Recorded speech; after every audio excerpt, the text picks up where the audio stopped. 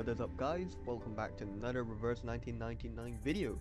In today's video we are going to continue off the main story as per usual. In the last episode we found ourselves in a very mysterious island where lots of people identify with numbers, and we met, of course, 37, 6, and Sophia on this island, and they claim that it's 2007 somehow, and I believe this whole island is completely isolated from the storm, like it doesn't affect it. But I don't know how they managed to ramp up all the way to 2007, because um, Vertin has only been walking through the storm for 4 years. Okay, I think I've managed to forget. Okay, wait. Yeah, no, I've completely forgotten now how many years ago the first storm came about. I was about to suggest that if the first one was 4 years ago, then how did this island manage to squeeze out an extra 4 years? But I think before Vertin became a timekeeper, there was like a storm or two. So maybe that was another 4 years ago, thus putting us in 2007. But it is crazy though that an entire island here is completely unaffected by the storm, or the emanation, as these guys call it. Oh, they're all wearing like hoods here, kind of like a cult. I'm not gonna lie. But yeah, let's check out part 9 of chapter 5, Silent Meeting. Yeah, I wonder what these guys have to say, because I believe we're here in the hall to have a meeting and discussion about the storm. Before you enter the Great Hall, please place your right palm on the stone and swear to it solemnly. Okay. Yeah, I don't know what this says. I think that's all Greek though, so that's pretty cool. Right. The girl closes her eyes and begins an emphatic prayer. I wish to be baptized in the water of Gnosis and be rid of the long darkness of ignorance. Damn. Okay. I ask my tongue to be taken. What? For it has spoken mindless words, and I shall stay silent for the truth. Huh? Are we just not gonna speak in there? I choose to leave the fragments of matters behind me and enter the great hall of forms as clean as a newborn. I swear to let matters stay in the world of matter and a form in the world of forms. I swear to reveal no secrets, or my heart shall be taken by the vulture, my body consumed in flames, my soul trapped in the endless wheel of birth. This is a pretty grave oath here. I mean, what is it? It's not an oath, right? You just swear by it. Now, those are some pretty not crazy 3 things to times on swear the by, stone. though. Put on these ceremonial dresses. That'd be all. Okay. Remember to enter the hall from the right and leave from the left. Yep, I remember. You are the humblest audience here, hence not allowed to speak. Please, stay quiet and keep the secrets you heard at heart. Wait, I thought we came here to discuss the storm. How are we gonna discuss it if we're all not speaking? I will arrange your meeting with 6 after this. Thank you. No problem. Miss Sophia, could you give us some privacy? Please, enjoy. I have nothing more to say. Alright. She walks away indifferently, as if none of them actually existed before her. I thought Sophia was gonna enter with us, but she just kind of walked off. Or maybe she's just giving us privacy to change here. Vertin, are we really going to do this? That oath we have to make to enter the hall sounds vicious. No, so it is an oath. But yeah, it does sound pretty graphic. To stay quiet and keep the secrets. It's similar to the training we once received. I can go inside on behalf of Timekeeper. Well, thanks for the offer, Soneto, but I want to go in too to check it No. out. I'll come with you, Sonetto. Yes, But- Vertin. No buts, I Soneto. can't sense any sign of arcane skill on this stone. The oath is more of a formality than a curse. What if it's an actual curse, though? The warning is lifted then? But when Sophia repaired the floor in front of us with her arcane skill, there's no fluctuation of arcane power either. I can't even sense the slightest signs. What? Then how did you do it? It's either a kind of arcane skills we're not able to detect, or the moment we stepped onto this island. We've been trapped in a tremendous ritual. That's to say, any arcanum used on this island is only a part of this giant flow. We don't know where this flow is leading us. We know nothing about it. It's too perilous, Timekeeper. I know, Sonetto. But as long as we obey their rules, we won't get into other trouble. Yep. Unlike Regulus, who managed to get herself dragged off by a flying creature.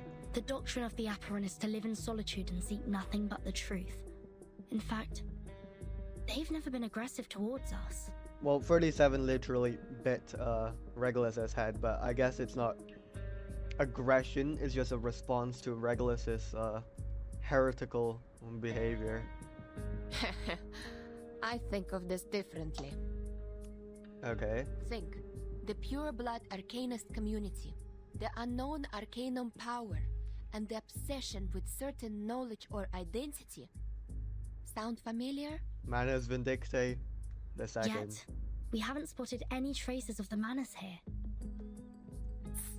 Manus Vindictae is like the rat living in the gutter. I don't think they will let go such a favorable chance. Which means we need to find out the truth. Yep, so let's take that oath and I enter. believe in Timekeeper. Thank you, Soneto. Lilia shakes her hands. Wait, how's she shaking her hands? I have zero interest in this meeting. I'll stay outside to keep a lookout. Take care. Okay, thanks, Lilia. There's no time to hesitate. The door already lies before them. Time to take this oath, knock on the stone, and then change into the ceremonial dresses. Oh, we already changed into the dress. Hands on hands and recite the vows in mind. Okay. I wish to be baptized in the water of Gnosis and be rid of the long darkness of ignorance. Not gonna lie, I'm very impressed at Vertin and Soneto. Well, not as impressed if Soneto managed to recall this whole thing, but shout out to Vertin as well for reciting this. I ask my tongue to be taken, for it has spoken mindless words, and I shall stay silent for the truth. I choose to leave the fragments of matters behind me and enter the great hall of forms as clean as a newborn. I swear to let matter stay in the world of matter, and a form in the world of forms. I swear to reveal no secrets, or my heart shall be taken by the vulture, my body consumed in flames, my soul trapped in the endless wheel of birth. Why's everything flashing white? Oh, right, because we're entering the Hall of Aperon. Oh, what? There's so many people here.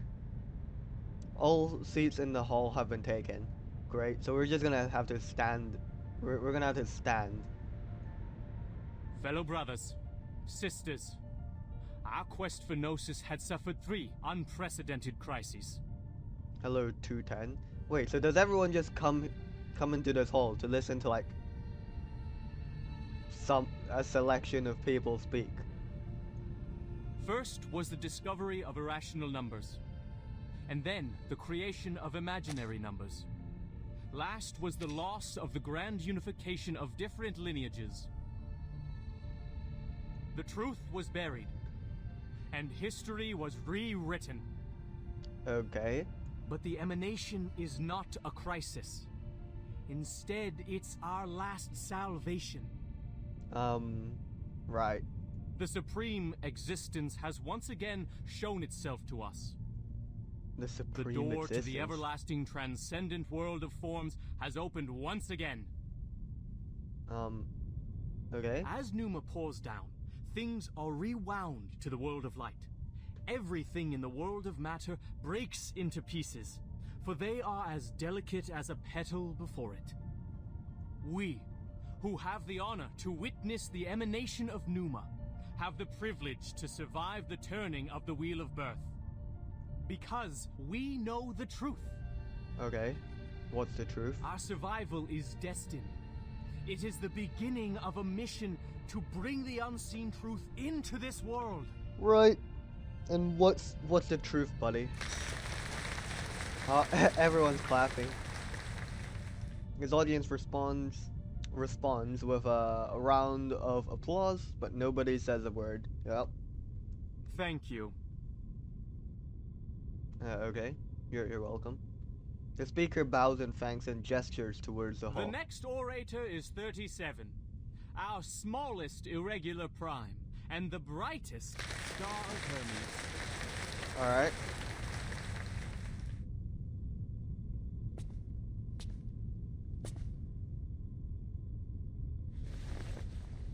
What's she gonna say? The applause stops.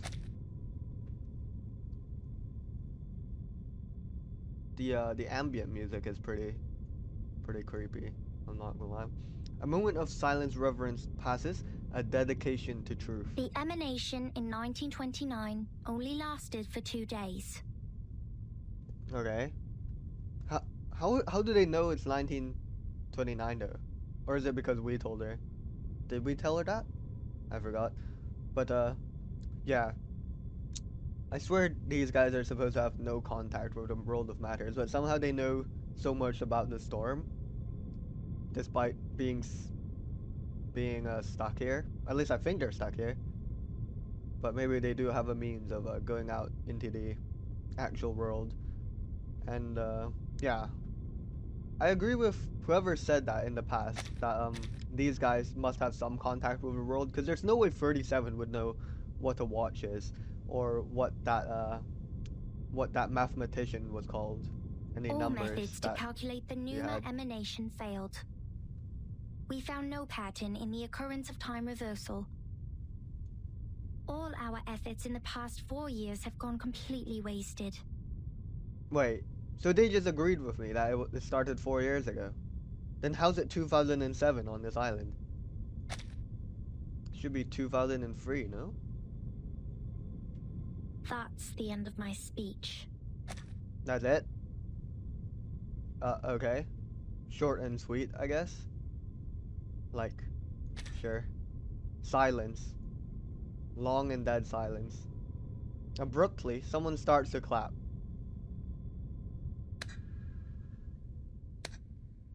Amazing. Who is it? Whoa! No, no, no, no, no, no, no, guys, no, no, no. Order comes first and opinion comes second. The mission matters the most. This is what she has been trained to believe in. Regna sereno intenso ed infinito. Soneto, no, we can't speak in here. Oh, word. Huh? Who did that? Oh, it's over. Guys, we can't speak here, Soneto. What the hell? Are we cooked? Guys, are we cooked? We're gonna have our hearts eaten by the vultures, our souls stuck in the the cycle of birth. Oh my goodness. It's over. Who broke the silence? The silent audience all turn their heads and stare at Soneto. No, Soneto. What did the spell even do? Yet the apparition has gone. Uh-oh. Sorry, Timekeeper. She's still speaking. Get ready to run, Snetto. The Abraxases are coming. Ah, yes, the Abraxas. Are we gonna have to fight? Oh, to be continued. But are we gonna fight? Yes, we are. Amazing. Oh, Soneto, Let Soneto, us have a fair Soneto. fight. There's no way that. Oh my god, I almost forgot her name, but it's Arcana, right? There's no way she's actually here. I mean, they did say it was an apparition, but who could be, who else could be casting that apparition if not her? That's the direction. Keep calm. Puść le naufragé Damn. с водой. There's no way. That's so sudden. Rivers are the scars of the earth. That is quite crazy, I must say. Such rudeness. I look forward to punishing you. Well, I didn't even notice that there's like snakes for legs here. Oh wait, no, they did mention that last time, but these snakes are especially big for some reason. Caution was perfectly understood. Yeah, I'll just do whatever. Hmm? Think it Ice matters too much. Right.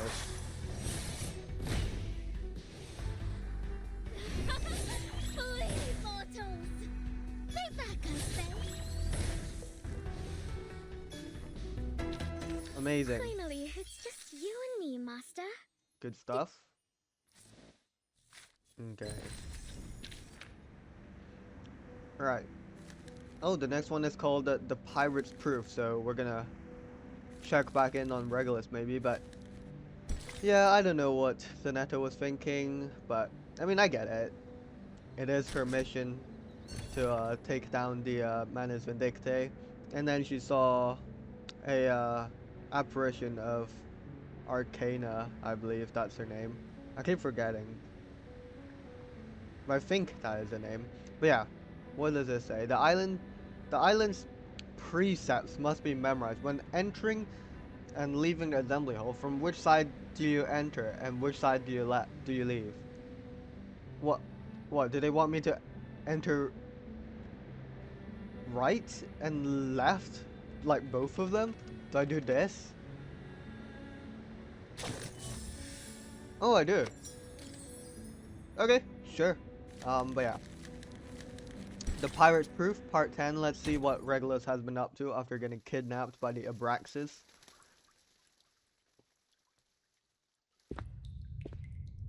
Oh, she's actually in the cell. That's Can locked this somebody time. tell me why I constantly get locked up ever since I've known Vertin? Can't really tell you that, I'm afraid. In the now neglected corner, the Rockin' Pirate is deep in thought. First locked up in a suitcase, then a foundation cell, now this! Oh, what else could it be if Vertin weren't the jinx? We're blaming Vertin on this. Lads! I know what's going on! You got the wrong person! She is the most irrational number here! She's trying to grief us. The dungeon gate remains tightly locked. The wood made of it wouldn't understand her words. I'm knocked. What does it say here? Freedom will be granted once the proof is completed. The proof of what? That's to say, I have to prove myself not an irrational number to get out of here.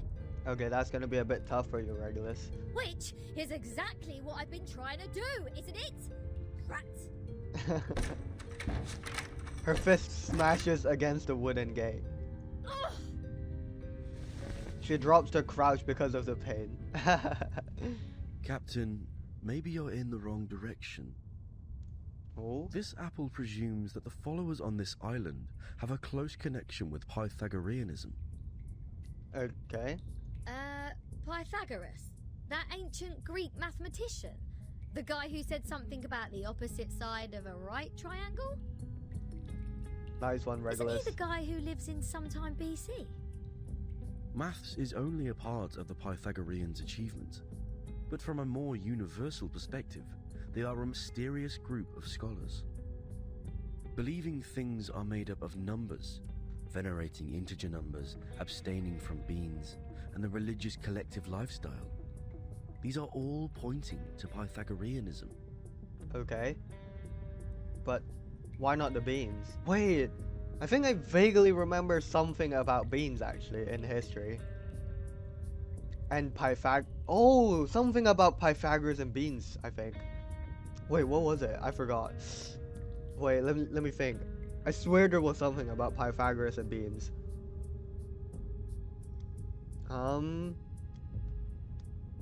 No, what was it? No, I have to look this up. No. Cause I remember there's something about it. Pythagoras and beans.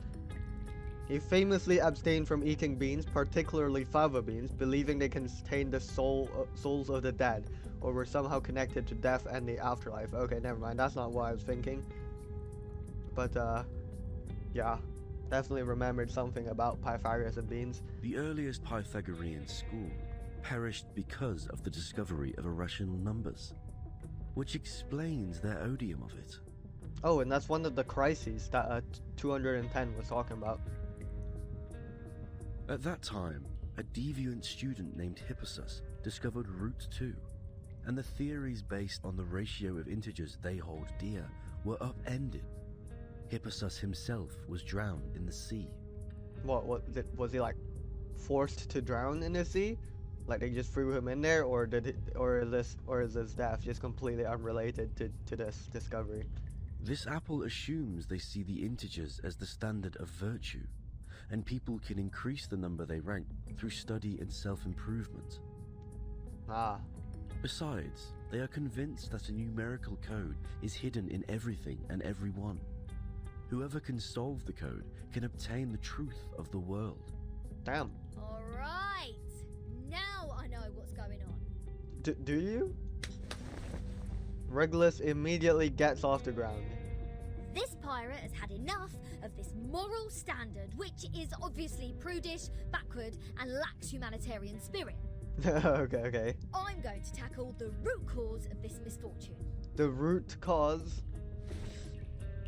Pirate, the believer in liberty, walks in circles in front of the gate and suddenly starts to pull the loosened strips on the door. I'm breaking out! Alright. Why am I not surprised? The captain quickly gives the sufficient and prerequisite condition to prove herself an irrational number. Amazing. This apple may be able to offer some help. Oh? We're gonna teach Regulus to be a rational number. As soon as Apple puts his hands on the wall, he feels a violent shake come through it. Mr. Apple has hands? What's happening? An earthquake? The sound of birds and beasts echoes in the cell. What's happening? Chief Mate Apple floats out of the gaps of the guest room, making a thorough inspection. All Abraxases are flying in the same direction. Uh-oh. Is this their habit, or...? They're going to get Sonetta. Ah! The roof is about to collapse! Oh, perfect. Let's make use of this and escape. Now, I wonder if Regulus put on, like... So far, this place has made the London Juvenile Detention Centre a heaven on earth. But yeah, I wonder if, like, if Regulus put on like a disguise and pretended to be a rational number, how long would she last before being found out? Probably not long. Fortunately, the scattered rocks were not enough to fill the spacious guest room. Regulus pulls herself together and resumes her prison break once again. Perhaps the collapse made the cell drafty. A cold, gloomy fog descends into the room. Alright. The wooden gate, however, stands still. Oh, is there a piece of paper?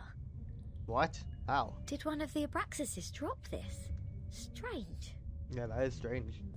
Was there a piece of paper on an Abraxas? The unsolvable No puzzle. way. Is this a math problem? What the hell is this? Why is there equations on this? Okay, so we've got a sequence here. 0, 3, 6, 12, 24, 48. Wait, what's the sequence? Plus 3, 3, 6, 12, 24. And then we've got these random numbers here. And A equals n plus 4 over 10. Oh, right. So what? The first one in the sequence would be 4 over 10.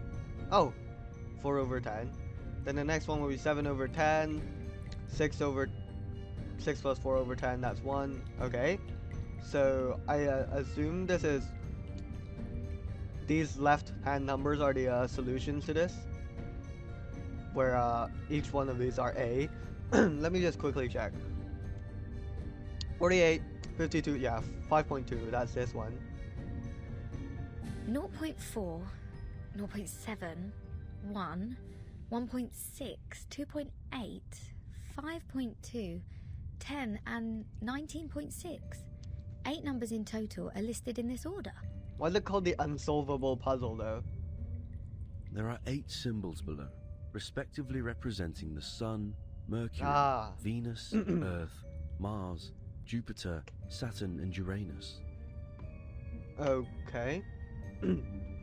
I don't know how Mr. Apple knows that, but that's great. Maybe it is a hint that we should fill the symbols in the blank box after the numbers. Okay. That sign says to complete the proof. Does it mean to solve this puzzle?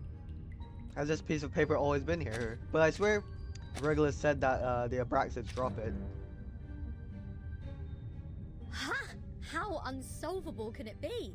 Clearly, each of these 8 numbers should represent one planet. We can easily find the missing planet by trying them one by one. What? So she's gonna try 8 factorial combinations. And our Mr. Apple here is the king of the Times crossword. Yes? I think there is a difference between this and a crossword. Yeah, I think so too. The mellow red fruit rubs his chin, contemplating a crossword. It's not crossword though.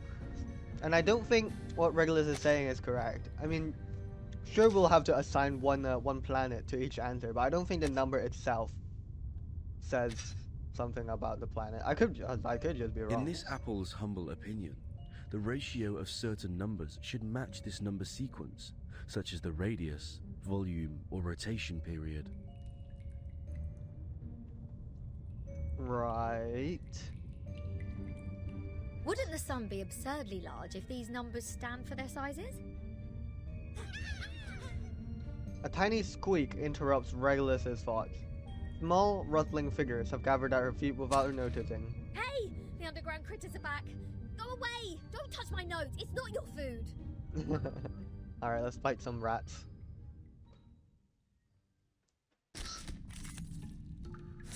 Come on then. Which of these darlings shall we attend to first? Let's go. That's the direction. К вашим услугам. Please, allow me. Пусть le naufragé течет вместе с водой. Rivers are the scars of the earth.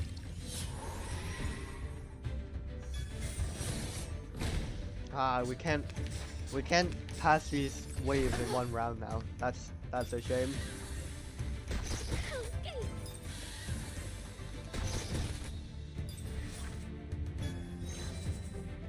Right. To maximize the progression of Anjonala's hymn counter, I'm just gonna do this. Perfectly understood. Stay back, I say. Please, mortal. Stay back, I say. Amazing. And then the bad guys are gonna spawn in and they're gonna get demolished. Perfect. Good stuff. That's what it's all about. Life or death battle and victory. Gotta love victory. Okay. Critters out of the way. Let's go back to our puzzle. Please, Captain. Seems like the critters are trying to tell us something. Oh, they're trying to teach us how to prove this. They are pointing at the sign of the sun. Okay. Is that so? Even the critters on this island know math. The sun. What if the sun is just here to serve as a reference point? Oh, wait, Regulus is onto something. I read an IAU's report in the Times 2 years ago. You know, the International Astronomical Union. Yep, I know that. Yeah.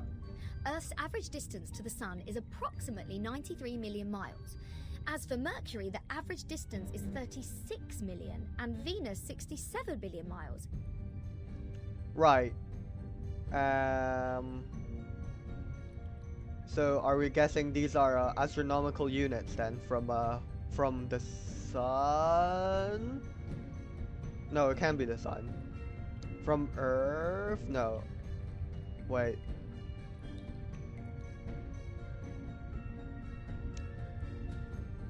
Is it from the sun? But then isn't the sun also one of these symbols? So which one would it go in? I'm not quite sure. But then if it is just astronomical distance from the sun, then we'll just list them in order. So what's so unsolvable about that? Let's say if we take the distance between Earth and the Sun as one astronomical unit, then the distance between the Sun and Mercury would be approximately 0.4 units, and Venus 0.7 units. That's great, but I swear the sun is one of these symbols. There you go. These numbers are the ratio of their average distance to the Sun to the Earth-Sun distance. Wow. Nice one, Regulus. Touched by a flash of genius, she fills in the first three celestial bodies. When cloudy knowledge comes back with precise clarity. Everything both logical and inevitable. What? The average distance from Mars to the Sun is about 142 million miles.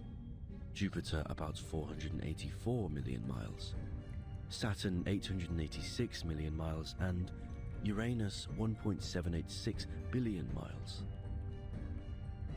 Right. By rough calculation, and if we round the results to one decimal place, Mars would be 1.6 units. What is this Jupiter 5.2 units, Saturn 10 units, and Uranus 19.6 units. But I swear the That's last thing is the weird. sun. All these numbers one can hardly remember have become so clear in my mind. That is crazy. How did they recite all those distances?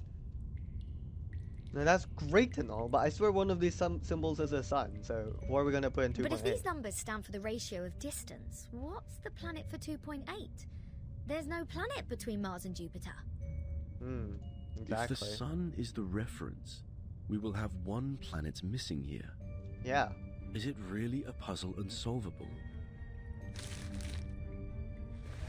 Aha! Nothing is unsolvable. Huh? You are looking at the solution. There must be one planet out there, unknown to us as of yet, located between Mars and Jupiter.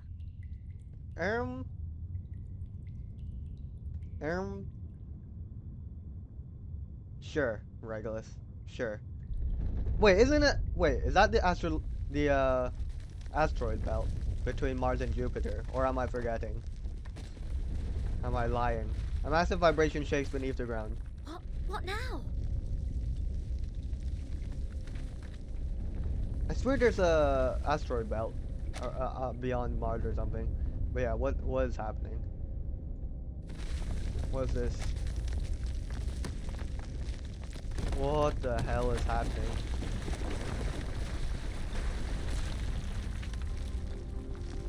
What is that? A planet emerges from the darkness. Is this the planet we've been looking for? It rises in the air with little warning, shedding a cold grey light. In this damp and dark cave. What the hell? Planets can't emerge like this. It's bright, gigantic, and noticeable. What is this? What is this indeed? A celestial body, which I have never seen before. Well, it's not that celestial, if it's actually just this small. Captain, this apple has an impression on this. There is indeed a star between Mars and Jupiter. A star? It is called the Ceres, discovered by Piazzi Giuseppe, Oh, right. an Italian priest in 1801. Ceres. Did we just validate its existence? Is the universe truly arranged according to this sequence? Could this be the ultimate key of everything? What? Okay, these guys are... Okay, this is going a bit beyond what they're Regulus. actually doing. Oh, hello, Lilia. Regulus. Oh, the planet ran away.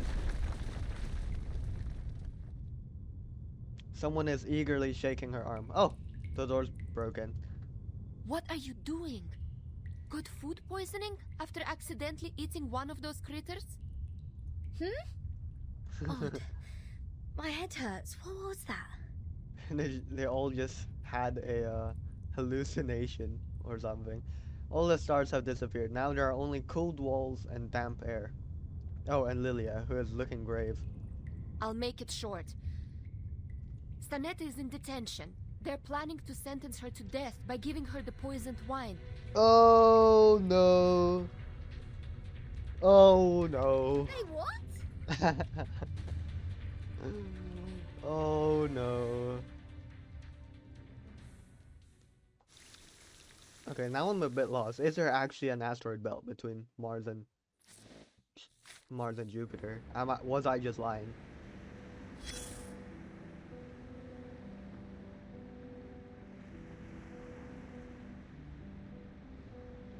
Oh, no, there is. The main asteroid belt is the region between Mars and Jupiter. Alright. Alright, sure. Okay. Phew, my knowledge is validated. Oh, we're gonna have to listen to the grandma speak. Bring As me you back can the see, guy. This school on the island lives in a box made by the truth. Even if they have a donut in their hands when they are hungry, they still see a topological space. Like the cute ring attached to an initiation toy. It's not food anyways.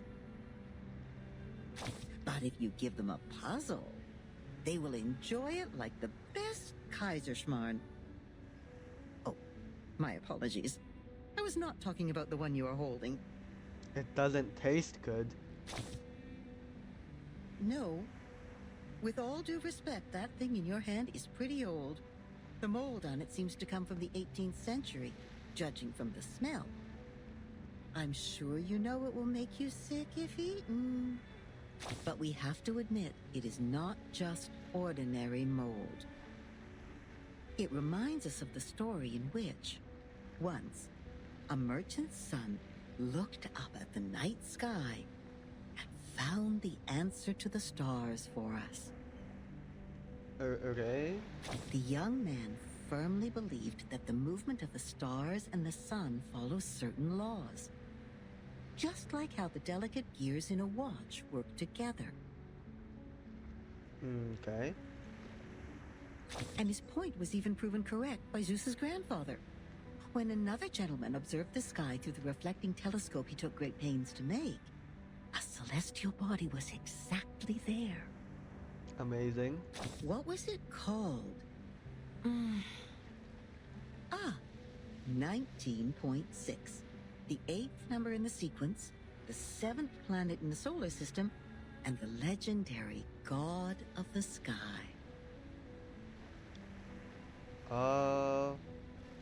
Right. If the world was not created by God, are there any theories we can use to explain such a beautiful law? Probably. Probably relating to gravity, right? What was the equation? I actually forgot, but wasn't it? It's like directly proportional to the mass of the sun, the mass of the planet, the radius squared, I believe. Oh wait, no, I'm talking about the gravity. G. I think G was equal to GMM over R squared, but whatever, let's press on.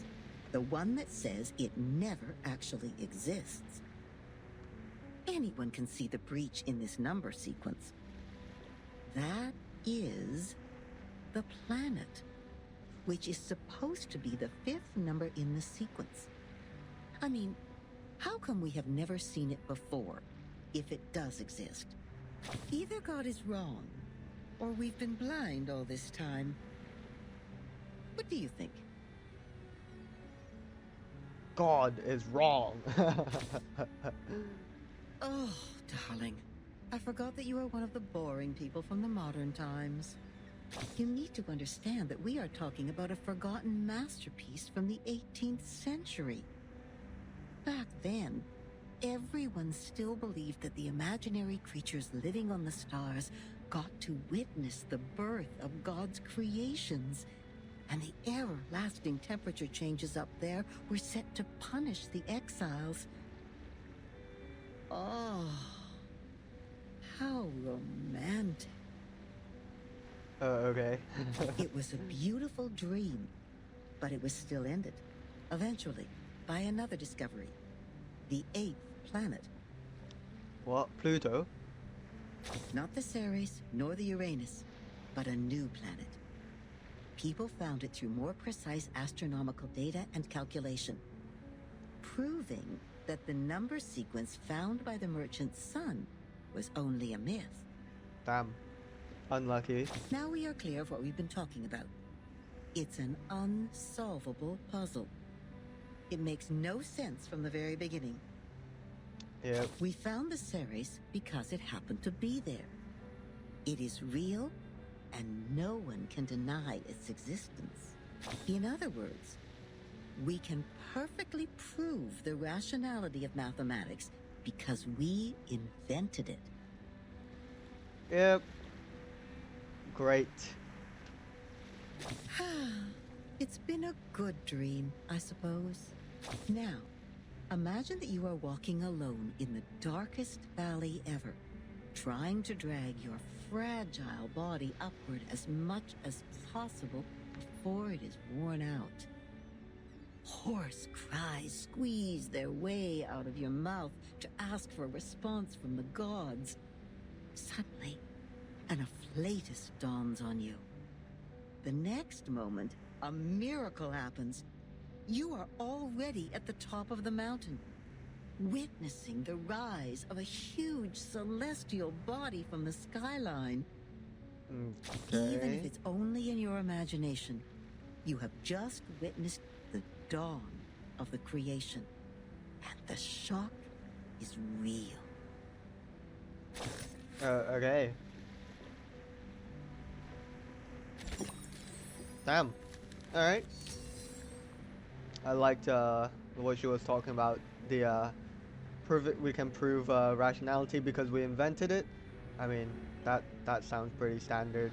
We need a way to prove things, and in order to prove things, we need to properly define things. And since, well, I don't know, is there a like rigid definition of rationality that doesn't involve things that we've invented ourselves? Because if there is, then, you know, there is a rigid proof for rationality. What am I talking about? Let's press on. Part 11, the ruler's help.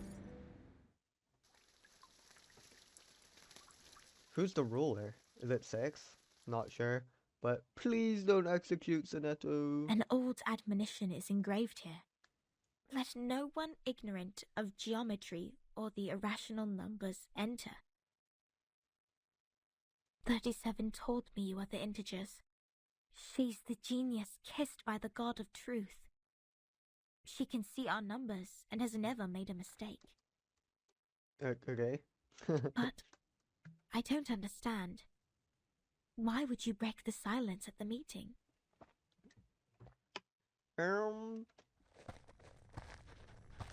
We may have seen the apparition I apologize, Miss of Sophia.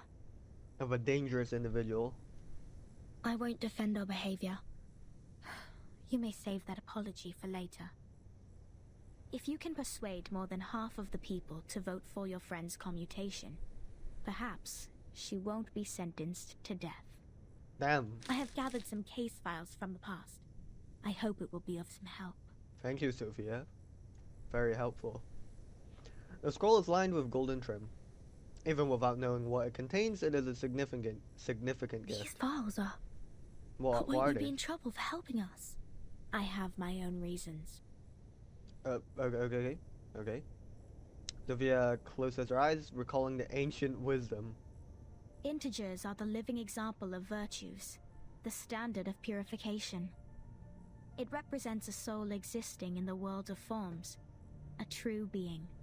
Right. So because Soneto is an integer, we're gonna help her. It is the floating points behind the decimal which dent the process of our overall purification. The evil. The ones who violate rules knowingly. The ones who turn a positive number into negatives. And a civil person, a criminal. Oh, okay. Do we hate floating point numbers that much? The corrector who has no number sighs and looks away. If integers like you would lose your life over some unintentional mistakes, wouldn't it be a great shame? Yep. Besides, It would be a shame. I can't stand the idea of you being killed in front of me. Well, I thought we were only talking about Soneto's death. Is Vertin also getting sentenced? Not rigorous. Oh, hello, 37. 37 suddenly shows up behind Sophia like an apparition. Her friend is quietly startled. She speaks no words, only moving a little away from her. For one thing, we still don't know Vertin and Soneto's numbers. Ah, For another, the fact that every crow we've seen is black doesn't necessarily entail that the next crow will also be black. wow. You're onto something, 37. Even if every virtuous person we met has been an integer, we can't be certain that the next one will still be an integer. Same case for irrational numbers. Oh. Regulus? Can she redeem herself? You're right, 37. But people always tend to believe that virtuous people are integers. That is what we call belief. Correct, but not entirely correct. Everyone can make mistakes.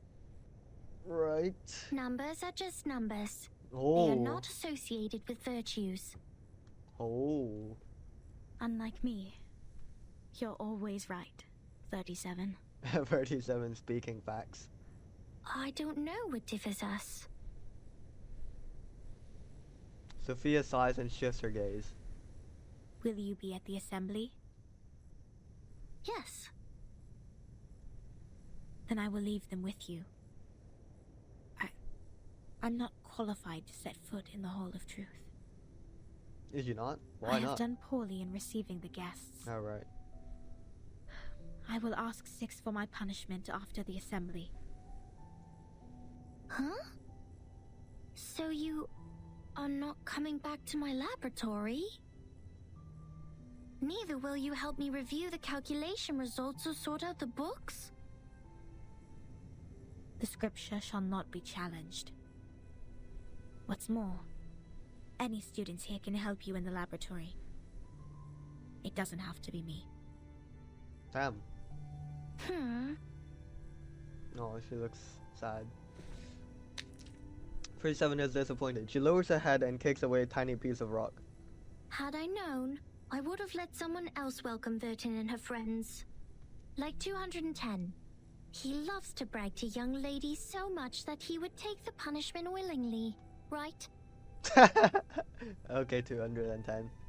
You were that someone else who was assigned to receive them in the first place. Oh. If I hadn't stopped you in time, how much longer would Regulus's head have stayed in your mouth? Not to mention what happened last time. And the time before that. Damn. But the fact that I have messed up all the receptions before doesn't mean I may excel in the next one.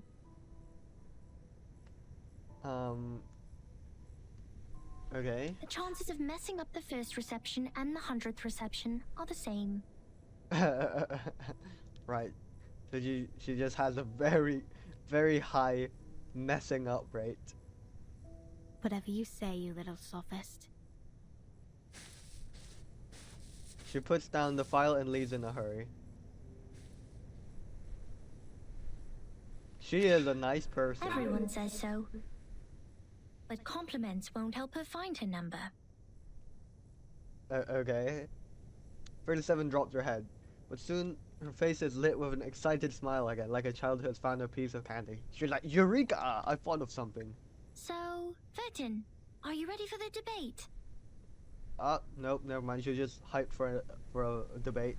Does Okay. that mean you will help us? Of course. Ah, I Thanks, don't want to miss 37. the chance. What chance? The chance to see your numbers. Okay. She's got real sparkly eyes. There's no greater knowledge than the knowledge of oneself. And there's no more exciting truth than the truth of oneself. Wow. Wow, 37 just always spits facts. I can quickly tell which types of numbers you are, but it requires proof to know the exact number of your soul. Imagine one of their numbers is 1999. I want to know the answer before you see your own numbers. Wait, what? Before we see our own numbers. So she wants to find out our own numbers before we do. And she's just gonna hold that little secret in, because she loves knowing people's numbers. So it's 37 who proves it, not Vertin.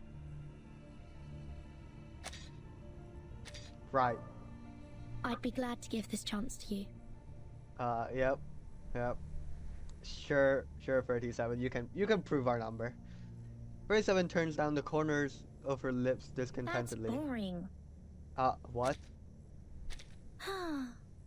Let's go, Vertin. The assembly's about to start. What? Yeah, okay, 37. Let's start.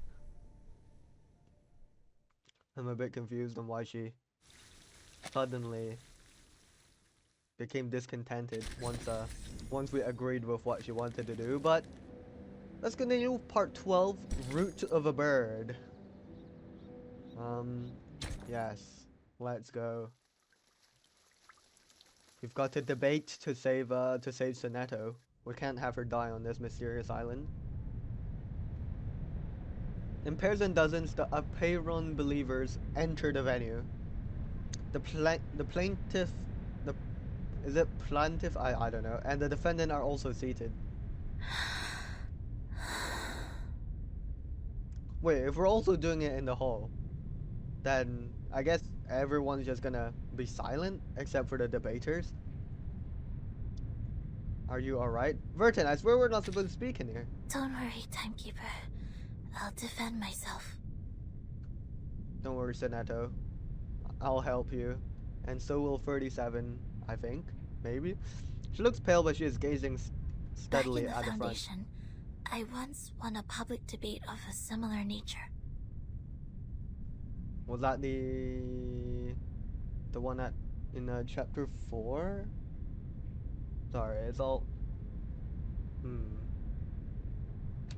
This I don't think is so. my duty. I won't let it get in the way of the team's investigation. Sonetto. Sonetto lowers her head in silence, then sets off resolutely to the center of the hall. This scene is all too familiar. Inside the hall, a judge sits in authority. Oh, hello, Six. By our tradition, Miss Sonetto will be given the poisoned wine, so she will be muted and stay that way forever. So she's gonna die. However, Sophia raised her objection against the decision. After giving the matter some discreet thought, I have decided it is necessary to hold an assembly and take care of it democratically. Okay. Those of you who agree to the death sentence may remain seated. Those of you who wish to commute Miss Sonetto's punishment, please put your pebble into the pot in the middle of the hall. Right. Is there any reason any of the other people on this island would just commute her punishment?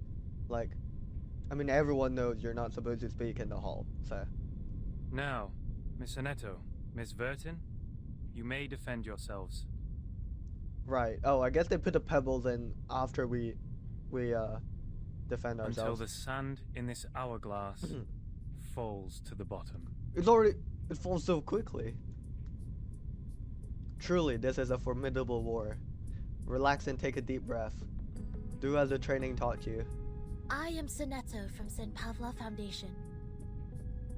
I wish all the honorable audiences here would lend me their ears to hear my defense as a humanitarian gesture. Okay. What number are you? Oh, they are also speaking. I guess the oath doesn't really matter at this point. A sharp question is thrown at them from the auditorium. Yes, Annetto, what is your number? Everyone loves numbers. Defendant, the court requires an answer. What is your number? What? Me? No, I don't have a number. Uh-oh. Don't waste our time. People without a number cannot stand in the Hall of Truth. All her words are void. Sentence her to death now. Uh-oh. Believer 1 is not having this. Everyone's clapping. Oh no. The judge knocks at the stone bell. 42's argument is valid. Defenders, what do you wish to contend? What's a number? Guys. Sonetto, what's a number? What? It's valid?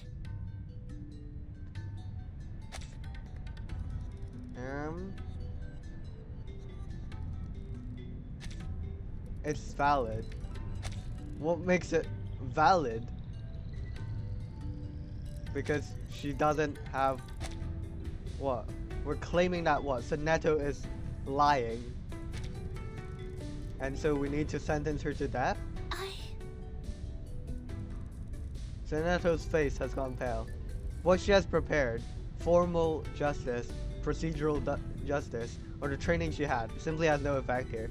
This is a new territory. Objection! Oh, hello 37. A petite figure stands up from the auditorium. According to the record, the last time we inflicted severe punishment was in 1980 to a visitor who ate beans. Oh, I do hate beans so much, man. He ate a carbuncle that feeds on beans. Then he was sentenced to death according to the set theory. According to the set theory, that is so funny.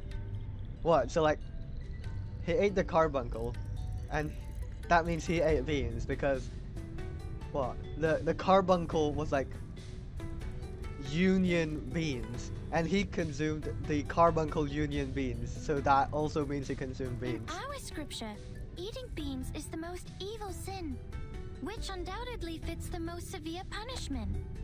Right. But if we are now executing people for breaking the silence at the assembly, how would it reflect our attitude towards the consumption of beans? Has the latter become less sinful? Oh my god. No way. What is this goofy argument? I suggest Sonetto's punishment to be commuted. The crowds start to clamor. A good argument. 37's argument is deemed valid. The debate will continue. Bro, what? In all of these years, has no one thought of this argument? 37 sits down feeling satisfied. Then tall man languidly stands up. Languidly is a word. Objection. Hello 210. The punishment for eating beans is to throw the offenders into the Gorgon current, while the punishment for the silence breaker is to drink poisoned wine. Oh, that is quite a difference. Among all the punishments we have, there's no other punishment more dreadful than being thrown into the Gorgon current. That sounds about right. Because eternity and infinity are the two things we have the least knowledge of, which makes them the most ghastly punishments among all. Okay, buddy. Giving her the poisoned wine doesn't make the consumption of beans less sinful. Her argument is invalid. Oh. The objection comes quicker than the knock on the stone bell. Objection! Both of the crimes would fall into the same category if we are taking the punishment as a frame of reference, which is death. Oh. Objection. The two crimes in question are not commensurable, which makes your comparison invalid. The debate is heating up. The crowd is becoming restless. More and more pebbles are thrown into the pot. What's this? I'm completely lost in this irrational debate. Irrational debate. I see. So that's how it works. Oh, Verton has had a moment of realization. Timekeeper? Relax. I will help you. Oh, have we discovered Sonetto's number or something? I don't know what Verton has thought of. This is pretty random. Calm down. Raise your right hand. Okay. This is just a debate. It's not about reality. It's not about justice, and it's not about reason. What, are we just gonna fake yap our way through this debate? It's about winning. I object. Oh, Burton objects.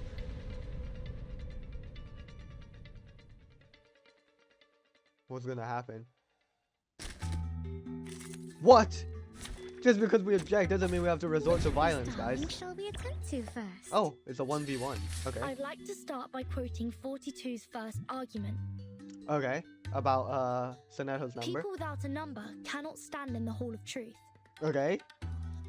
In that case, it's not possible for Soneto to commit a crime in the Hall of Truth. Because she can't even be in the hall. Oh. What? Oh. Good point, Virgin. This is our chance to out-argue them. Oh. Understood. Oh. Wow. We're coming up with some Please, allow me. random logic. Feel my dark That's so embrace. funny though. We're just outmaneuvering these guys I look with like forward to punishing you. arguments that vaguely make sense based on the other logic that they've also talked about. Stay back, I say.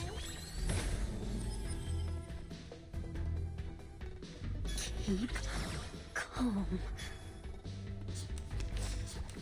Oh, These we are have merely clumsy sophists. We've all seen her break the maxim. Objection. What you see cannot be submitted to the court as a transcendental fact. No way, we can object that fact. It's nothing but the fragments of the phenomenal world which can't be used in your argument. No way. Even if you witness something, it doesn't count as evidence. Objection sustained. That is Please, so ladies funny. and gentlemen, keep the debate logically consistent.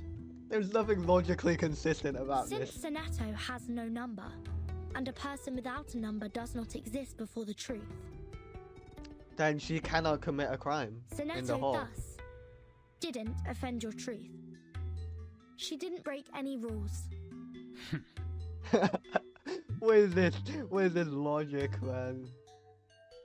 Perfectly understood. And then I'll. Shall I, master? Feel my dark embrace. Oh, they got one shot. That is so funny. Objection! The rule breaker has a number. We can all tell that she is very likely an integer. Okay. Angenella's out animation went over it, but the guy said that she is likely an integer. Yeah, here we go. We could all tell that she is very likely an integer. Therefore, she should be identified as an unknown number, not void. Your sophism has failed. Wait, what did he say? He said that she is likely an integer number. 42's argument is held valid. Is there anything else you'd like to add, defendant? This is so funny. I already killed the guy, so I'm just listening to dialogue. Oh, Tell you a secret, Burton? We would call criminals negative numbers. I got it! we would call criminals negative numbers. So we just need to prove that, what, Soneto has a positive number? It is easy to prove Soneto's innocence. Okay. According to the law of the excluded middle, Soneto either committed a sin or committed no sin. The two statements cannot be both false at the same time. Right. Since we consider a criminal as a negative number, and a non-criminal as a positive number, Oh, Soneto Schrodinger's at present is considered an unknown number. Schrodinger's number. That is so funny. That means she doesn't belong to the criminal set, or the non-criminal set.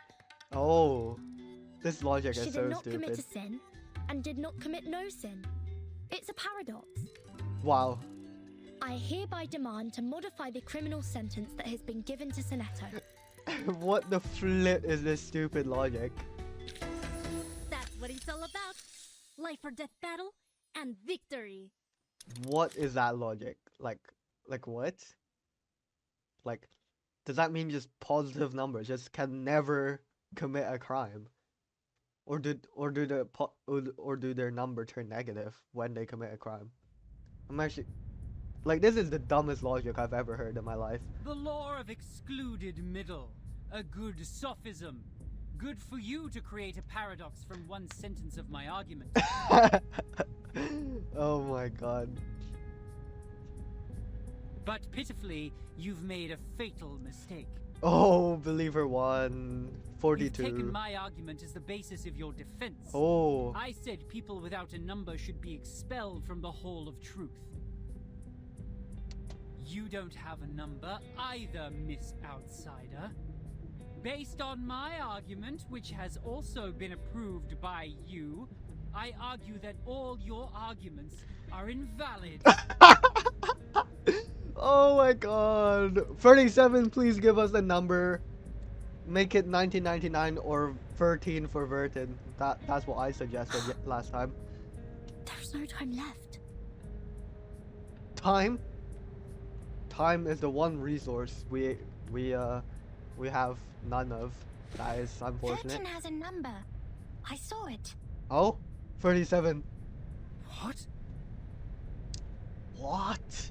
37, do you know what you're saying? Yeah. I read her number just now. Nice. 13's number is 0. 0? Oh my god. Goat. What a goated number. Surely that just changes everything. Like, the whole world shatters. Everything explodes. Everything's on fire. Everyone dies. Everything explodes. The stars start coming out from the ground. The planets emerge. Like, 0. Well played, Vertin. Vertin getting the 0 is crazy. A splendid debate between numbers. Oh, and we're fighting again. Ooh, 37. Time to verify my new hypothesis. Okay, let's verify her new hypothesis. I mean, realistically, what can I do other than just Could be found spamming in attacks? that. Time to check my calculations. Intersect and divide. Right. How troublesome. Incorrect.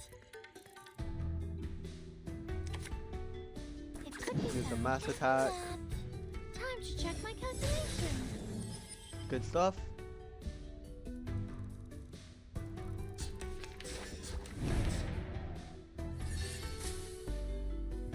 We'll alt, Final demonstration. and then we'll do this, I guess. It could be found. Welcome to the world of numbers.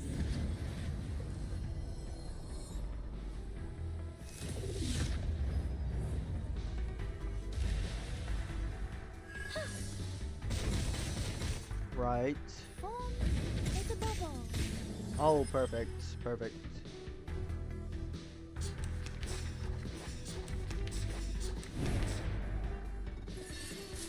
A perfect Alright, could be found. let's win this. Uh-huh. But yeah, Vertin having 0. Like, Form is I a thought bubble.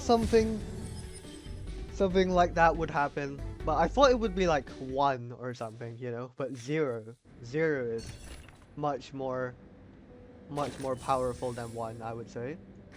0 is crazy though. I wonder how 37 Come closer. would That's prove right. that she saw it 0. Take a few more steps and immerse yourself in the shadow, including that hat. You don't want those good ears to hear this private conversation. That pad of paper from the miss, yes, the one wielding the ruler, is quite valuable. I can tell it is of a certain age and records quite a lot of anecdotes. One visitor to the island took out a baguette from his luggage. A baguette. To share it with others, he made an attempt to parcel it off. Another visitor fell to the ground and happened to sit on a quart measure and break it. You can learn the punishments for them from the paper. The former was thrown into the sea, while the latter into the further sea. Okay. Only God knows how this wine-dark sea holds so many visitors. Perhaps they can also resort to the debate. The debate! That's really a pain in the neck for that logical, pragmatic assistant of yours, isn't it? People always tend to mark what they can't figure out as arcanists' doings, as if things would make sense once they do so. That But was it the won't dumbest change the fact argument that the ever. debate is only a game involving sophistry, improvisation, and straw man fallacy. So what makes it superior to beans? If the form is what they are really after. Anyways, whoever fools the others first will win the game. Yep. No arcanum at all. And that argument of hers is the best attraction for the audience. A special number. A 0. The boundary between positive and negative numbers. You are neither positive nor negative, which means you don't belong to either side. Now, imagine one side as an orderly line and the other as those wandering around. The wanderers can smell the abnormality in you, and of course, no one in that line sees you as one of them. In a restaurant, fruits are served without the seeds, but in a farm, the seeds are retained for the next harvest. Is there any value in the seeds? It depends on what you see when you look at them. Yeah. The moment you realize that, you have come to the crossroad of fate. Now, back to the number we just talked about. Oh my! It's the prediction of your whole life. Can you believe that? No, I can't actually. You owe that spirited little genius a thank you. By the way, what do you see in her number? I don't know. A clever trick. Do I? Do I see a clever trick? I mean, it's definitely not just a number, right? Like, I think 210 called her the, smallest something prime. I forgot what the previous, attribute was, but something about the smallest something prime. Yes, of course. 37 is larger than 0. That's not what I meant, but But it's not so stable as 0. These prime numbers, they are just hard to divide because they have very few things in common with others. yeah. That's why she's always so energetic, highly and solely focused on what she takes an interest in. She has nothing like the characteristics of the ones you know in the Gray and White House. Those people are proud of themselves for having kind-hearted factors around them. As their teaching goes, it's always dangerous to be unique. Alright. But some look up at her again and again, exactly because they can sense the danger in her. You are also a good example. You've been looking up, haven't you? Have I? If you say so. Oh, okay. Oh, we've got like a axes here. That's pretty interesting. But yeah. Not gonna lie, I got lost in that conversation. The vague discussions around numbers got to me. The middle of the axis. Perfect chapter name.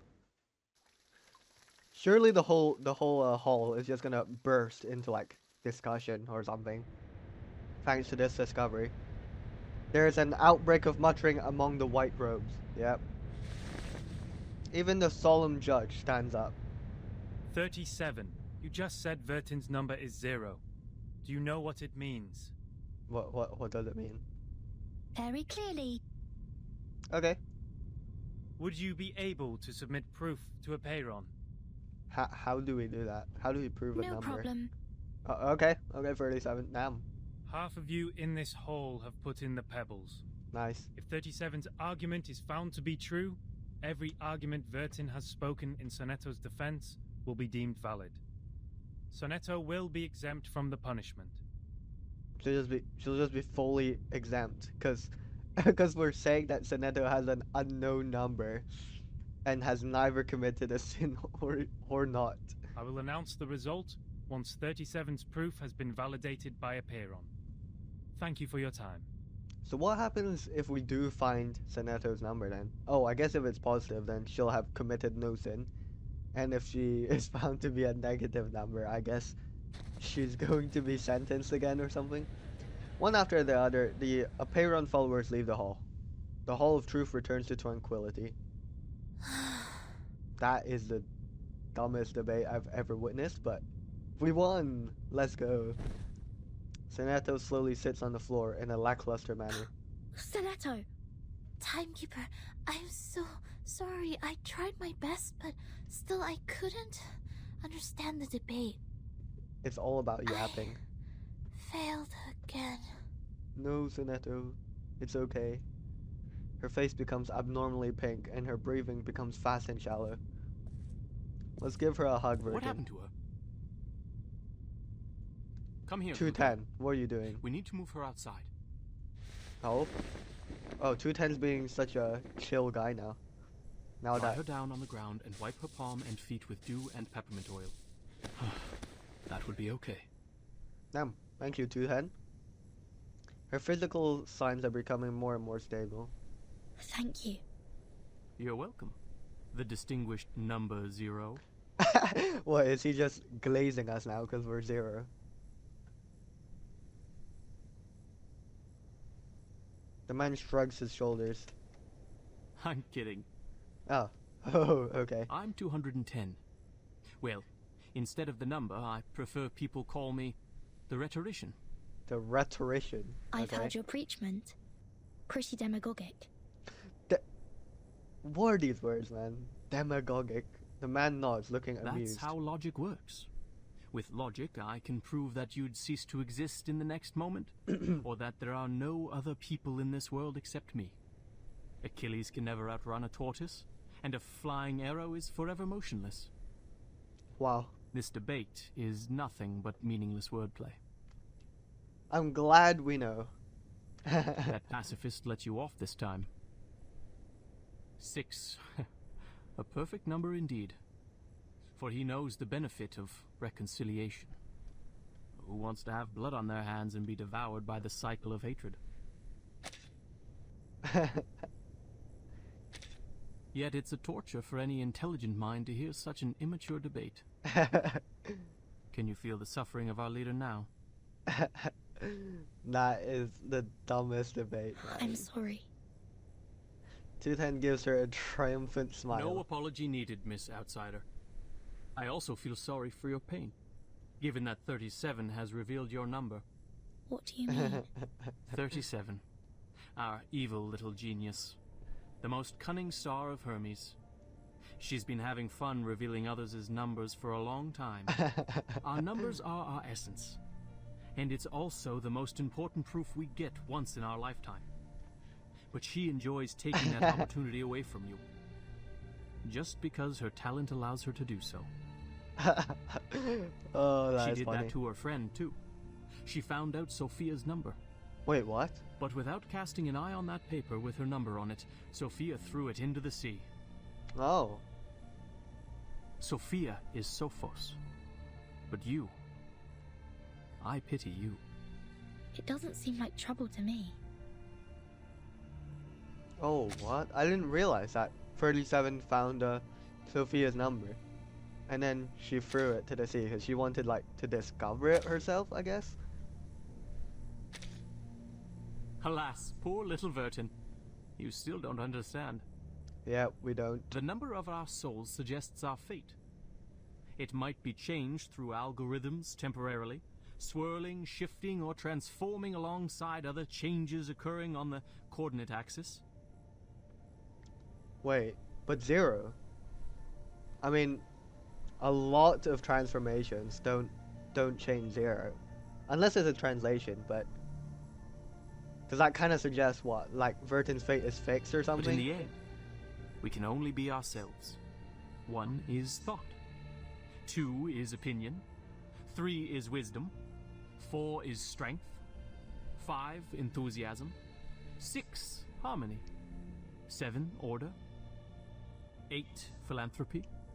9 is restraint. While 10 is completion. Okay. 0, however, is in the middle of the axis. The origin of the frame of reference. The sun! It's in neither the positive nor unsolvable negative. problem.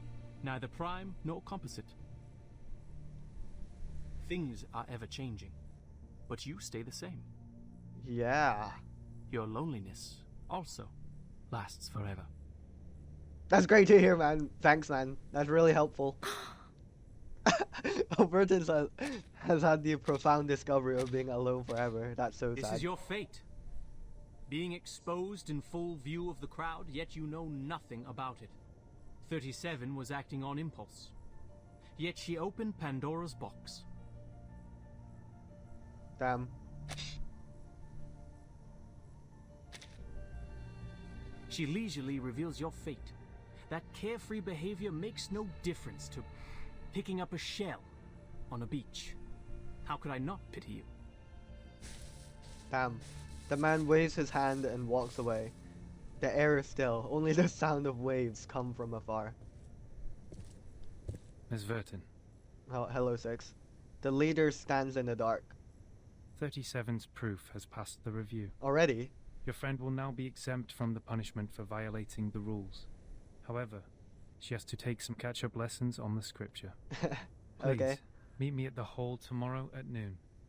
I would have words with you. No problem. Damn. Forever alone. Damn. I mean, if we add a transformation to the origin, then we get to get something that's not stuck in the middle, you know? Chain of Peace. Alright. Let's go. Damn. That is crazy though. I mean, I feel like it would encapsulate Verton's fate quite well. In this life, there are three kinds of men, just as there are three sorts of people who come to the Olympic Games. The lowest class made of first of all, however, those who come to look on the greatest purification of all, the Wheel of Birth. Oh, they talked about the Wheel of Birth earlier. Before this negotiation begins, I wish to tell an allegory to the two of you. Okay. Ooh. A group Lore? of people were imprisoned in a cave. Okay. Behind them, there was a fire. Before them was a tall, solid wall. Wait, I think I've heard of something like this before. Their legs and necks were chained and fixed, so they were constrained to look nowhere but to gaze at the wall in front of them. Yeah, it's like if like that's the world to them or something. When they dropped their eyes, they saw their own body. When they looked up, the flickering light of the fire fell over them, and they only saw the shadows of what was passing behind them. Right. No one had lived one day outside the cave. The shadows cast on the wall all there was to be perceived as reality. They had no knowledge of the real world. Yeah. One day, one of them escaped from the cave, walked into the light, and saw the true world with his own eyes for the first time. Uh-huh. Everything he saw or felt in the cave was nothing more than a mere shadow of the object's true form. Right. Oh yeah, right. Yeah, in the cave. Sorry, I thought that when he fell outside the cave, and I was like, what? Our world is a poor one, Miss Verton. The phenomenal world is the cave in this allegory, where we are surrounded by shadows or some humble fractions of the truth. It is ugly, frivolous, filthy, perishable, subject to decay, and filled with hollow desires and meaningless struggles. Damn. Only the wise can walk out of that cave and see the world as it truly is. In that eternal, transcendent world, everything is in its most perfect form. I pray that you, Miss Verton, the representative of St. Pavlov Foundation, and you, Miss Arcana, the counterpart of Manus Vindicte, would pay heed to my words. What? Arcana? Everything you've been fighting each other for means no more than some fragments of phenomena to us. What is Arcana with us here? There's only one thing worth doing. What we're just brushing off that he's also talking about he's also talking to Miss Arcana right now? That is, to seek higher wisdom, develop one's virtue, and achieve greatness in life. Yes, Arcana, let's look past this and become, I don't know, and become greater beings. We have never set foot on the soil dampened by the storm, nor have we ever been involved in the disputes brought by the torrents of time. I beg you, do not take your conflict in the phenomenal world into the realm of truth. Right. For certain. Arcana! Arcana, Arcana, Arcana. What the flip? Please go away. Please, please, please. And what are these, like, arms that are grabbing onto her arms? Sorry, these hands grabbing onto her arms. It's been a long time since we last saw Arcana. It was like, what, chapter 1 or chapter 2? No, it's gotta be chapter 2, right? But yeah, it's been so long since we last saw her. It was never my intention to sully the sanctuary of truth. Then, to prevent a situation like this from happening again, What the flip is this? It's like some arcane ring or something that's gonna I would bind like us to to this. ask you two to carve your names on these 2 stone bangles and drip a drop of your blood on each of them. Damn, Once the bracelet kind is of put romantic, you know? on, no one will be able to remove it. Damn.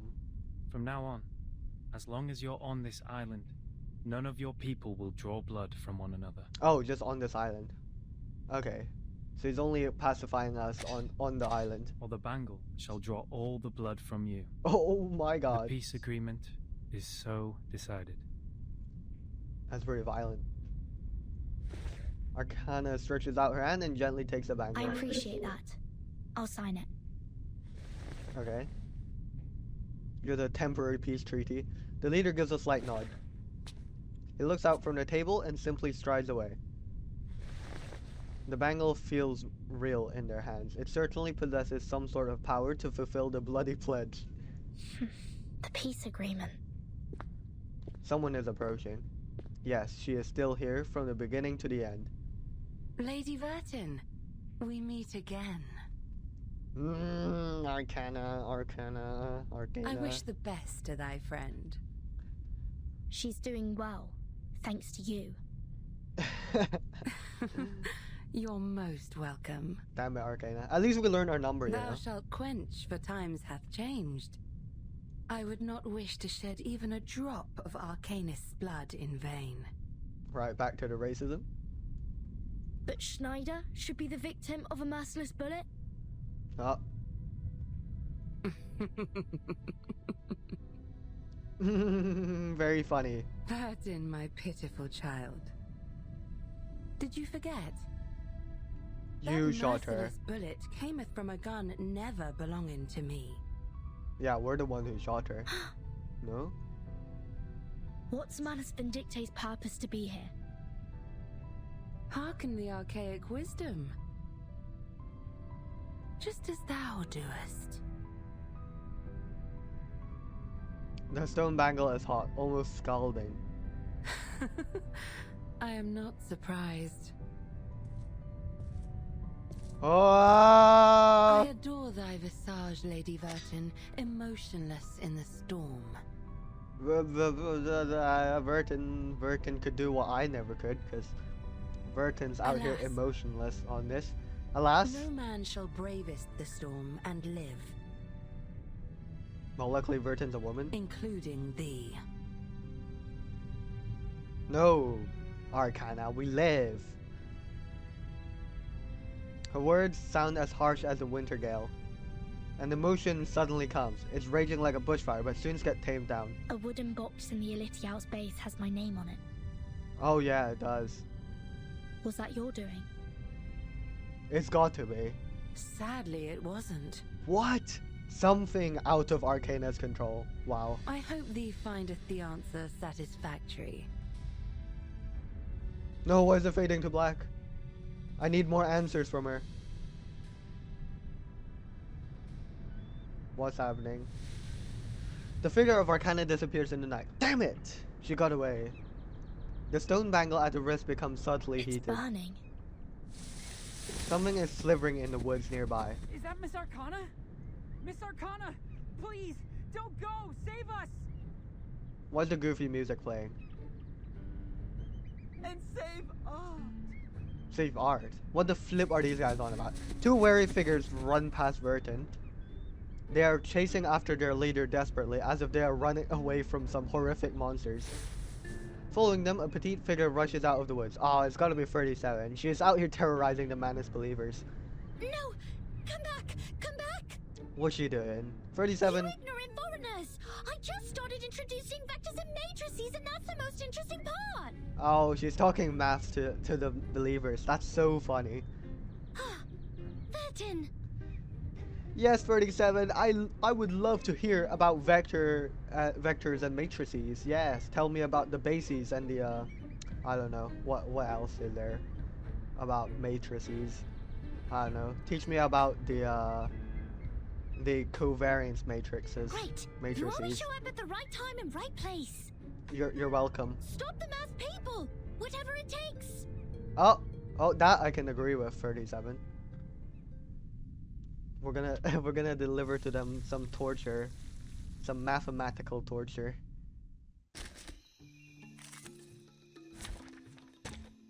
Let's go. May the flow take their souls to the sea in the north. Let's go. K vašemu sluchu. That's the direction. Do you have a little faith in me, master? Пусть le naufragé течет вместе с водой. Amazing Look, damage. An earth-suspended river. Good stuff. Right. I really like the chapter thus far. This island is a great place, honestly. I really like it. I look forward to punishing you! It isn't great that 37 has kindly decided that we are a zero and that we will be alone forever. That is very bad. Considering I think Vertin already has some prerequisite fears of being alone Prepare to be drowned. due to her ability to withstand the storm. And then Arcana started threatening us as well. About oh wait, did I heal Anjanala by accident there? Whatever.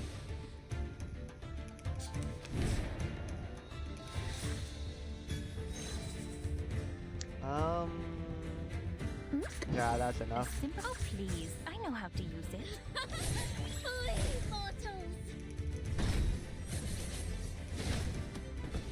Good stuff. We've done a good job. Now, may I have a hand towel? Good stuff. But yeah, I really like this island, honestly. The people here are pretty fun. Oh, we've got some more listening to do. What's this? Oh, I don't have the item yet. Oh, look at you, climbing out of the cave in the allegory, all dusty and dirty like a little savage.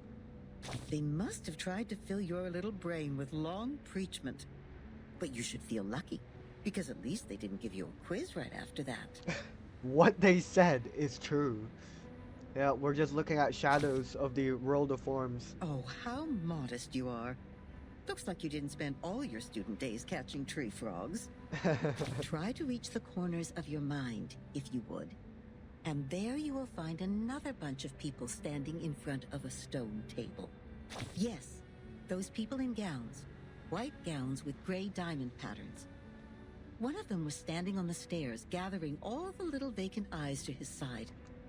What was he called? Give me a second. Teacher, instructor, tutor, the educator. Just titles like that. No names at all. No one gets to write down their names on that banner, after all. But they have nothing to complain about. You know what they say? What is reasonable is real. That which is real is reasonable. Is it? They showed you a broad avenue in their teachings where you could enjoy a sense of security with all the solid ground, convenient automobiles, and warm sunshine. And at the end of the avenue even lies an inspiring mission, to which you are expected to devote your whole life. There is a distinction between good and bad here, and it's as clear as our innate sense of right and wrong, like a floor of black and white tiles. Any stains on it will be noticed immediately. Uh-huh. But in fact, there exists another path in the woods. The woods. It's much less traveled, leading to the unknown darkness which cannot be seen with eyes or proved false. You may even experience indescribable chaos and madness there. This path, however, has an excellent view, and it's one of a kind. The plants are thriving with bursting energy, and the flowers are blooming in a delightful atmosphere.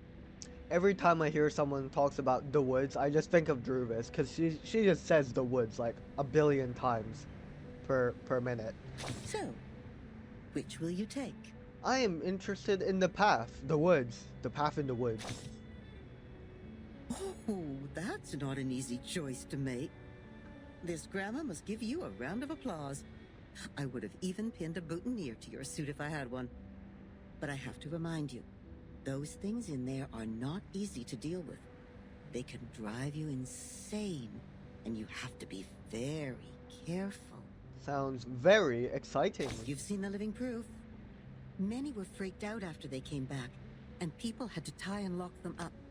Others even dug their own graves. Oh, my. That was a bit over the top. I hope I didn't scare you, darling. Nope, I'm fine.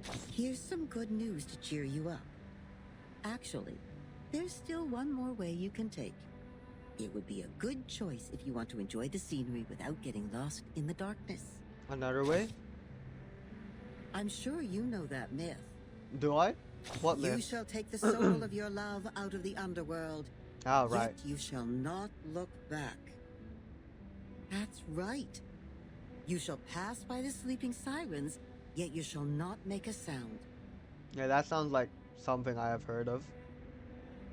The ones with the belief set off. They entered the dark woods barefooted, yet moved so smoothly, as if they were walking on the avenue. They kept their mouths shut and eyes forward.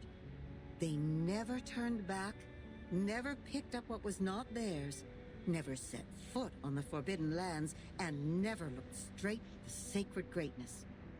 They showed frugality, patience, and wisdom in the face of hunger and danger. Right. Oh. So the beasts continued to lurk in the shadow, and the ones with the belief passed through the woods safely, until the path disappeared along with the direction sign. Then the first one to look back gave an exclamation before being exiled. Damn. Is it really reasonable to take it? Think about what I just said. That which is real is reasonable. Never look back in the woods, darling. If you don't want to be turned into a pillar of salt which can do nothing but wail, then never ever look back. Sorry, I'll never look back then in the woods. Yes, we'd better stay awake, stay calm, stay cautious all the time. Alright. But then there comes the problem. How can you ignore your love for those thriving plants and blooming flowers? How are you supposed to deal with the unstoppable feeling that overflows like a melody when it is stirred up by the beauty of the scenery? Close your eyes? Of course. You will cry the loudest cry, dance the wildest dance, drink the strongest drink, and vomit all the filth inside you. That sounds like a terrible idea. After all, there is no need to enter the woods if the soul-stirring scenery is not what you are after. Right? Right? I guess so. No. So you'd better let it slip your mind, darling. Just let it go and hurry forward. Remember to keep your eyes shut and hold your breath. When you do so, the scenery will no longer mean anything to you, nor will the fragrance of the flowers. You will get out of the woods and reach where the truth lies. Perfect. See, that's what I said. Close your eyes. Is that what you want? Don't worry. We have plenty of time. You may come back at any time and pick another way. Can I actually? Unsuspecting free. I keep getting those. What is that? I'm just really intrigued. Cause I've gotten that like before. I still don't remember what it is. Alright, it's just striking a conversation with a voice of unknown origin, right? I thought it was actually something like remotely special. Let's press on. Part 15, Convergent Birds. The clamor has ceased. They settle on the treetops, enjoying a moment's rest. Oh, we got a moment of calm. That's great.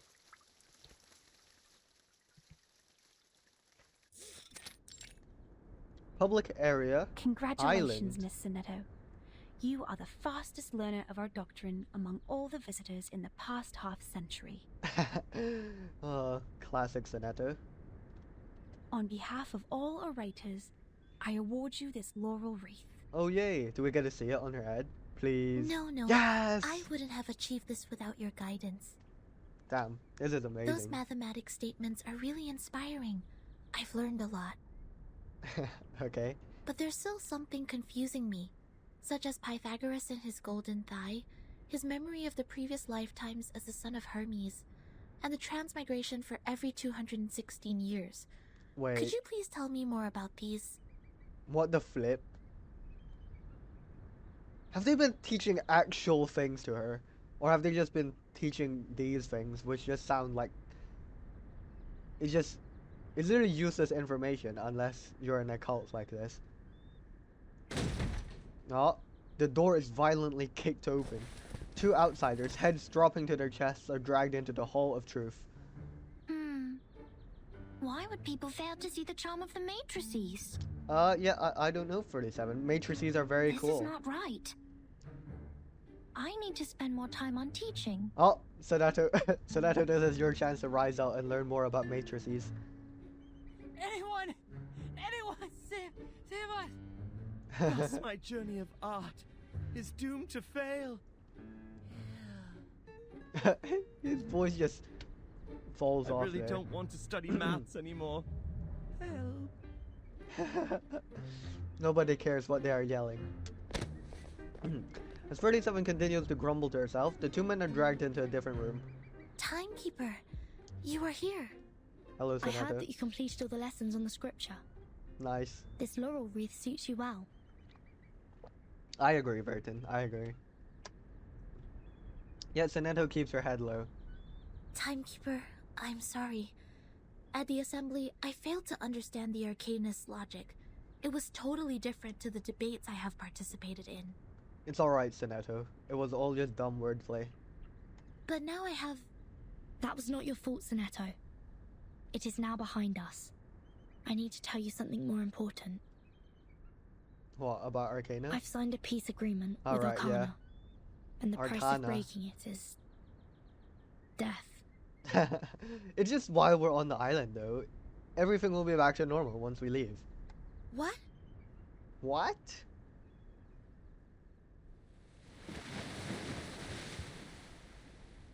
So Manus Vindictae is also restrained by the stone bangle like we are. Yes.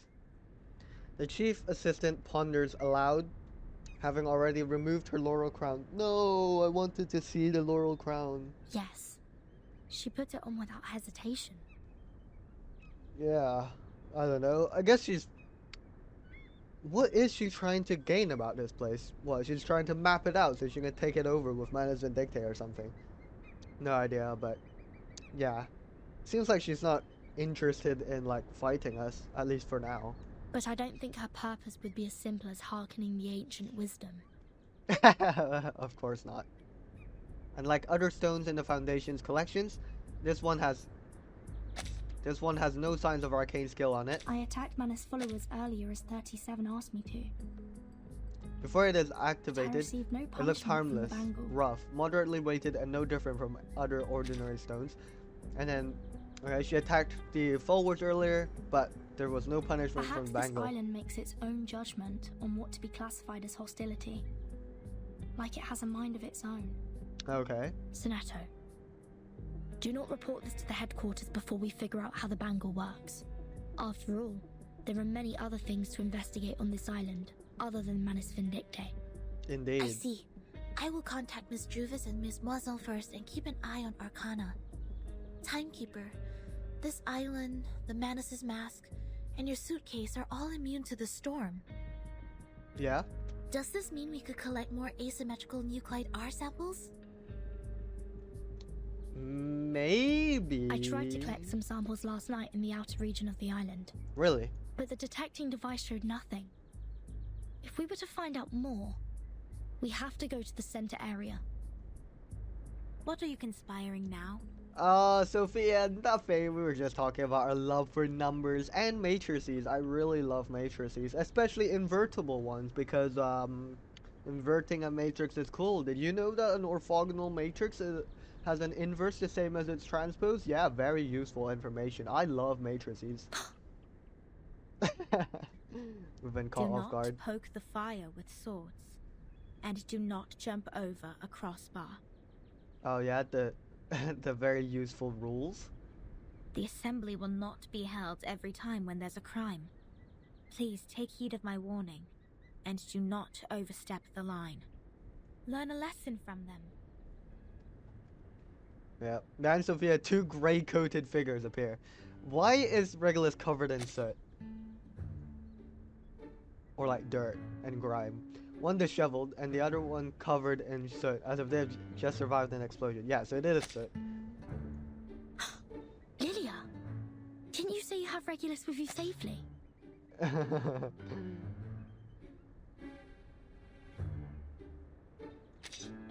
Apologies, Vertin.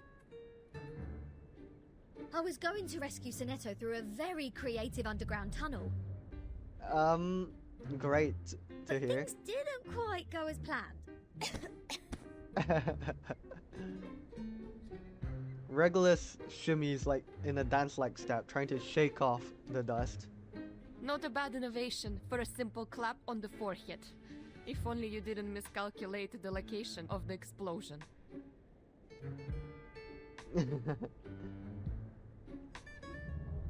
This apple is grateful that it didn't get blasted into a puddle of apple jam.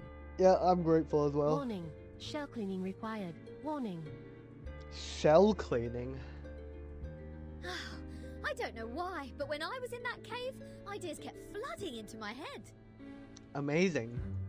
Very Though, inspirational. judging by the outcome, they weren't all good ideas. Sophia puts her head on her forehead, looking extremely fatigued. Puts her head on her forehead. Does this mean her hand on her forehead, sorry? Yeah, On I think a so. routine patrol, I found them trying to break into the cave. To break into the cave. Trying to get what? Divine ideas. I'm not surprised that an irrational number would try to trespass on forbidden grounds. But you two? The integer and the fraction? What were you doing with her? This is a serious crime. Life has suddenly become a lot more difficult. Do we have to go through this debate again? Please, it'll be so funny. It's okay, Timekeeper. I will defend Regulus. I've Thank you, thoroughly studied the Sonetto. scripture, and this time I'm sure I can do better. Forget it. Oh, that is so funny. Sophia mutters herself. Forget it. It is unwise to waste time trying to understand an irrational number's motive. Oh. Besides, we should let the reckless take care of the least important matters. She gives them a smirky smile. Why is she smirking? That's it. Regulus, you will come with me to clean the beach. No. Huh?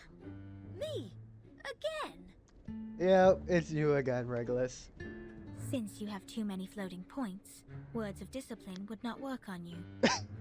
Too many floating points. We would have suggested you study with the rest of the students here. Abstain from eating meat. What? Bathe in cold water. That sounds rise terrible. with the Apollo star. Study our doctrine.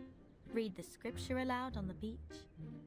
So as to remove your floating points and purify your soul. Can you actually go from an irrational number to a fraction? But then they don't even accept irrational numbers in the first place, so I don't know. What? I won't do any of that. Yeah. But taking your peculiar character into consideration, I decided that some compulsory labor would be the better option. Regulus also smiles in relief. Oh, that's the best news of the day. I'd rather clean up the rubbish on the beach than be surrounded by people giving sermons all the time. At least the rubbish doesn't talk gibberish. I'd be dead if you didn't change your mind. Regulus, studying the scripture is not that scary. Oh They no, will teach you and Senator. guide you until you take full command. Senator, no, no, no. Just like taking lessons at school. Regulus hates school, Senator. Huh? Is that what schools are like? Haven't you been to a school, Regulus? Wait, she hasn't? Haha! A great pirate would not remember trivial matters as such. No way, Regulus has never gone to school. That is so where funny. were we?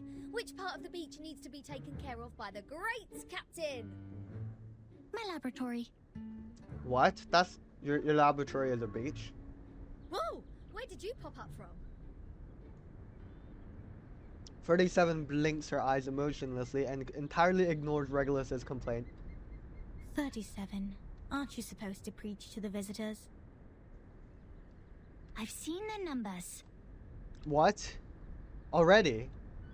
Damn, 37 just having a field day trying to prove our A numbers. group of negative repeating infinite decimals.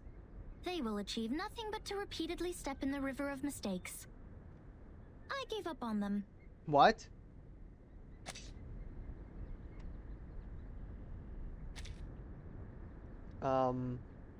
What? Fine. I think that's a joke. Those of you who are complicit in breaking into the cave will also be sent to labor.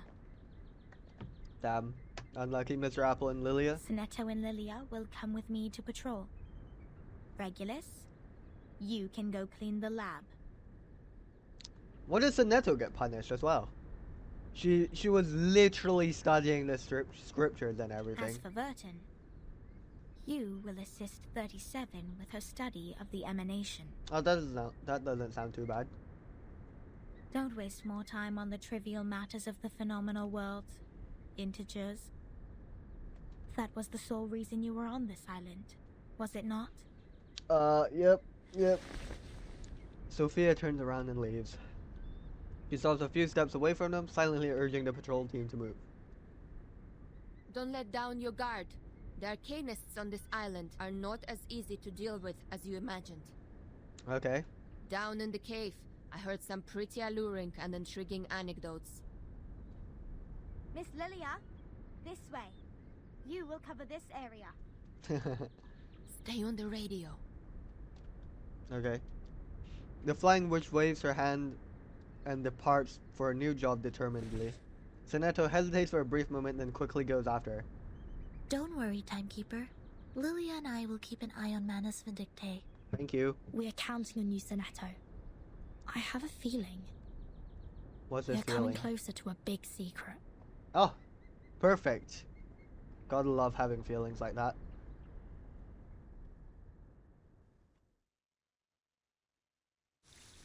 To be continued. Right. Okay. Oh. Let's see what this is about. The mastheads want to escape from the classroom of truth again. Stop them. Alright. They don't want to learn about matrices. Why not? Which of these darlings shall we attend to first?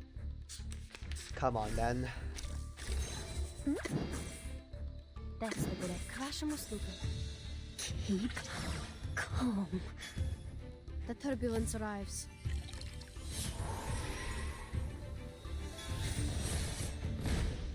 Good damage. All gonna get wiped out in one round. Perfect.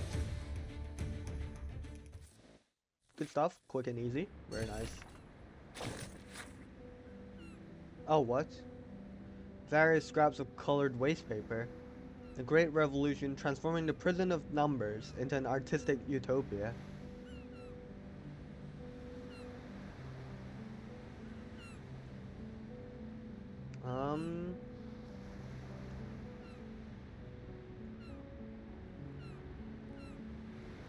Okay, they seem pretty random.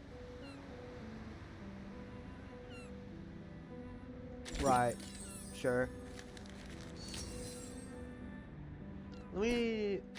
I wonder if there's a way to check how many parts chapter 5 has, because I'm trying to determine whether to stop here and leave like the rest of the chapter for next time. Is there like a yes. That's not it. Oh, what? I can upgrade this. I didn't even know I could. What? I just needed one of these things. Can I craft one now? Oh, I can. No way! I could have upgraded my paleo hull or whatever this entire time.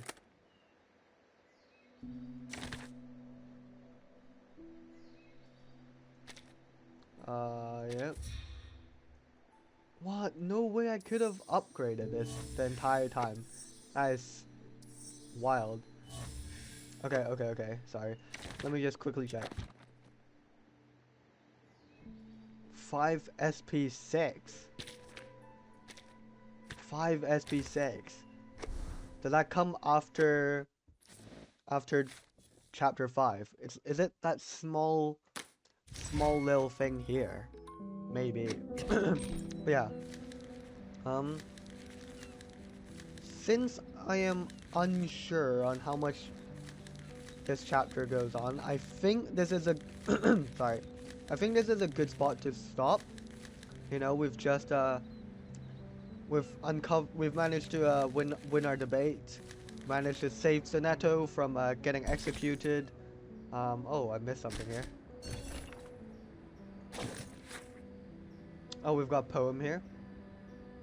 Very cool. Yeah. But yeah, I feel like this is a solid spot to stop on. We, you know, go through our debates to save Sonetto. We found out our number 0. We learned that we're gonna be alone forever, so that's great to hear. And then yeah, and then now we're just about to help 37 with some research on the storm or the emanation. So that'll be a pretty good good chance to learn more information about the storm. Wait, is that a computer? No, that's gotta be a computer. Wait, so they have computers in this place? No way. I guess we'll find out next time. But yeah, thank you all very much for watching, and I'll see you guys next time. Bye bye.